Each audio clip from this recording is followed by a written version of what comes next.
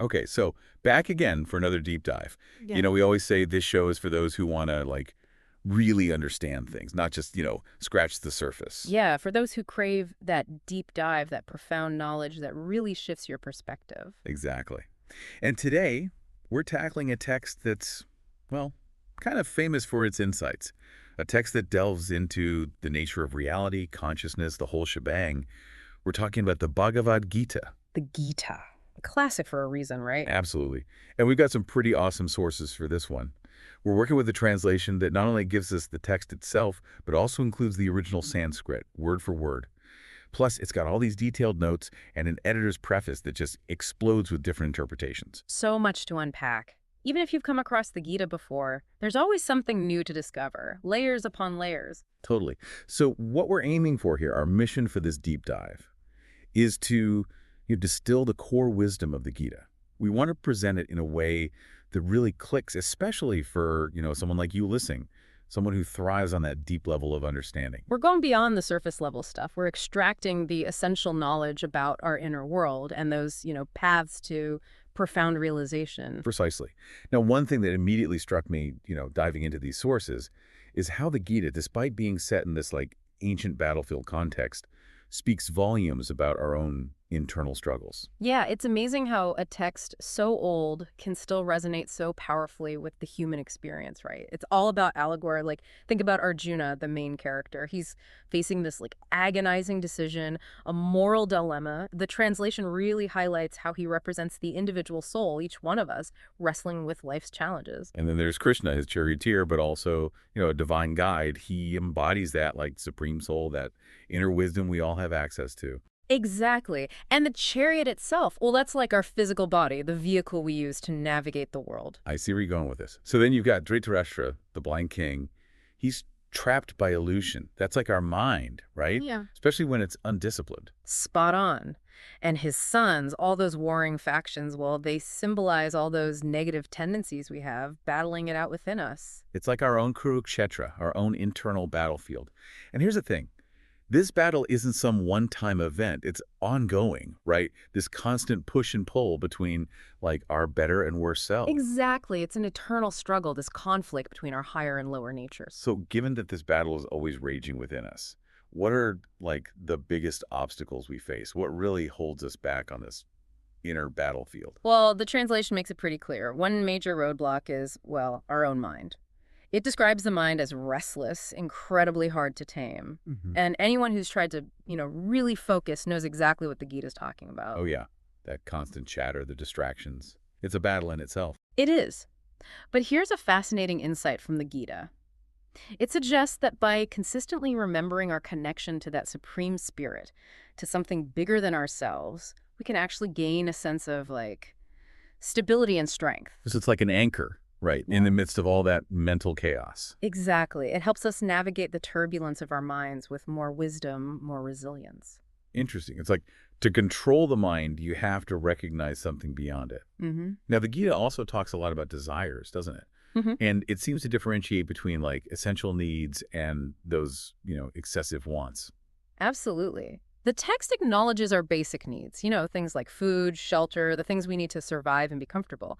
But it draws a clear line when it comes to those over-the-top desires, what it calls cravings. The things we don't really need, but still, really, really want. Right. And the Gita doesn't shy away from detailing the destructive cycle those cravings create. Yeah. Like, when those cravings aren't fulfilled, what happens? Yep. Anger, right? A Yeah. huge disruptor of inner peace. Makes sense. And what's fueling those cravings in the first place? Greed. Pure and simple, the insatiable desire for more, more, more. And at the root of it all. The ego, that inner voice that, constantly pumps up our desires.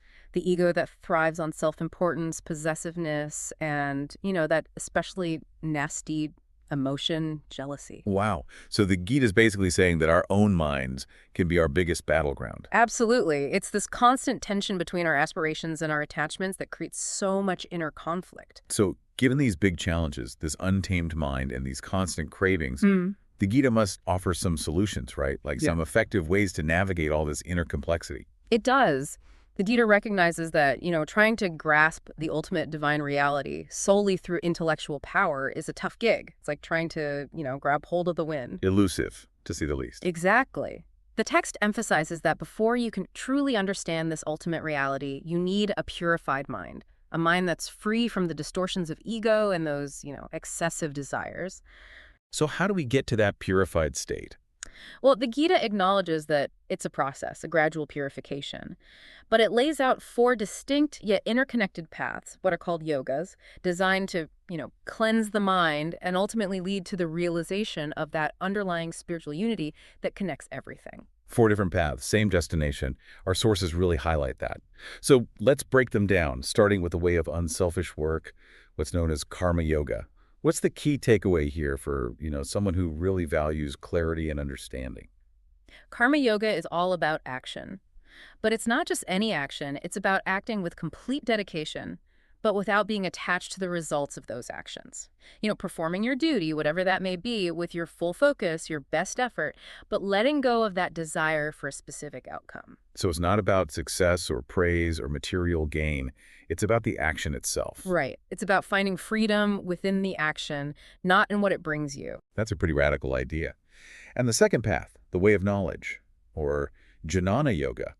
This one seems tailor-made for, the intellectually curious. It is. Jnana yoga is all about using your intellect, your ability to discriminate and discern, to really understand the true nature of reality. It's about using wisdom to differentiate between what's temporary, that material world, and what's eternal, the unchanging self. It's like deep philosophical inquiry, right? Yeah. Seeking those fundamental truths that govern existence. Exactly. But as we talked about earlier, even on this path, mental purification is essential. That unfettered intellectual pursuit can sometimes get clouded by ego and preconceived notions. So pure reason is powerful, but it needs a clear lens to see the ultimate reality. Now, the third path is the way of meditation, Raja Yoga. What does this one offer that's unique? Raja Yoga is all about disciplined practice. It's about quieting the mind, turning inward through meditation.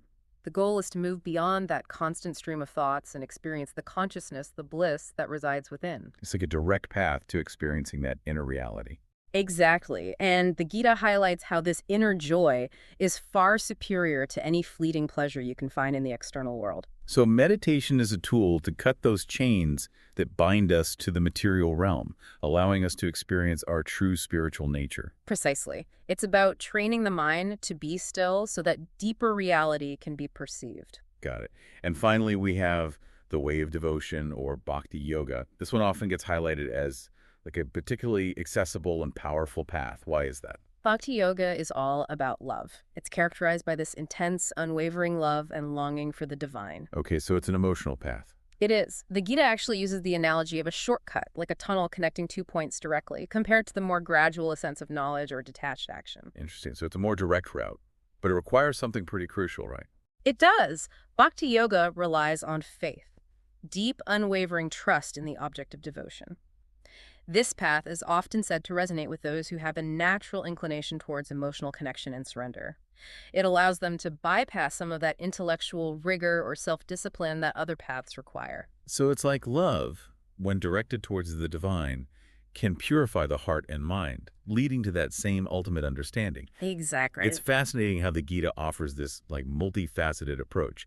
It acknowledges that different personalities, different inclinations might gravitate towards different paths, but they all lead to the same destination. Right, and this actually aligns with the point the editor's preface makes about the Hindu worldview. It emphasizes how this tradition embraces, and often even requires, holding multiple perspectives at the same time. That's a pretty unique perspective. Can you elaborate on that a bit? Sure, think about the Vedic tradition, where the Gita originates. It often praises different deities within the same texts, with the importance of each deity shifting depending on the specific hymn or ritual. So it's context dependent. Right. And the Gita reflects this fluidity. Like when Arjuna asks Krishna a question, he doesn't get a single rigid answer. Instead, Krishna offers a whole range of perspectives across different chapters, different yogic paths. It's like Krishna saying, here are multiple ways to look at reality. Find what works for you. Exactly. Truth isn't always black and white. It can be approached from many angles. And what resonates most effectively can vary from person to person, even from moment to moment. The editor's preface also talks about how the Gita has been interpreted in so many different ways throughout history, from the philosophical schools of Shankara, Ramanuja, and others, to its influence on figures like Gandhi and its integration into various spiritual movements. It's amazing, right? The fact that such a diverse range of thinkers and movements have found inspiration and meaning in the Gita speaks volumes about its depth and adaptability. It truly is a multifaceted text. Okay, so let's delve into some of those fundamental concepts the Gita presents about the self and the nature of reality. Yeah. This is where things get, really insightful. Absolutely. One of the core teachings of the Gita is this concept of the self, or Atman. It's described as unborn, eternal, undying, and fundamentally different from the physical body, which is, subject to birth and death. So there's this distinction between the physical and the spiritual. Right. And the Gita makes a very clear statement. It says that the self is not slain when the body is slain.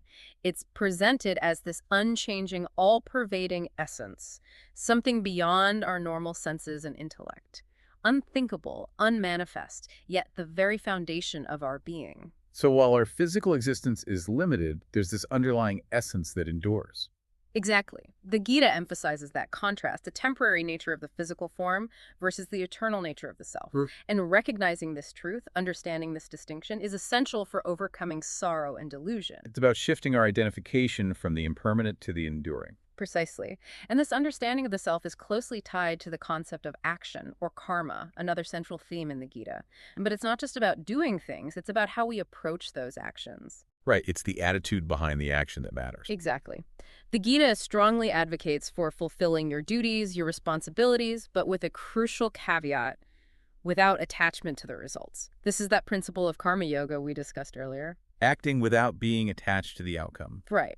True skill in action, what the Gita calls yoga in its broader sense, is about maintaining equanimity, that state of balance and inner peace, regardless of success or failure. So it's like giving your all to something without being hung up on what you'll get out of it. Exactly. And the Gita explains that when our intellect is aligned with this principle of non-attached action, it leads to liberation from the cycle of rebirth and the suffering that comes with it.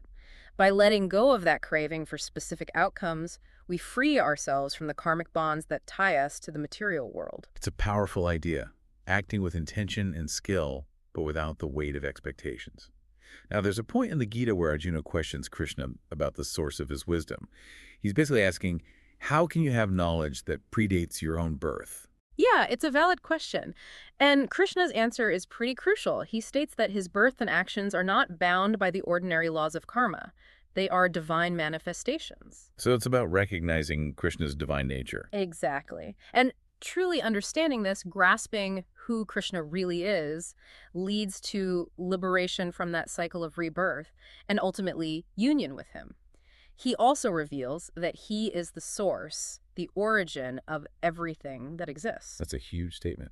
And the Gita also talks about different types of people who are devoted to Krishna, right? It does. It outlines 4 main categories of devotees based on their motivations.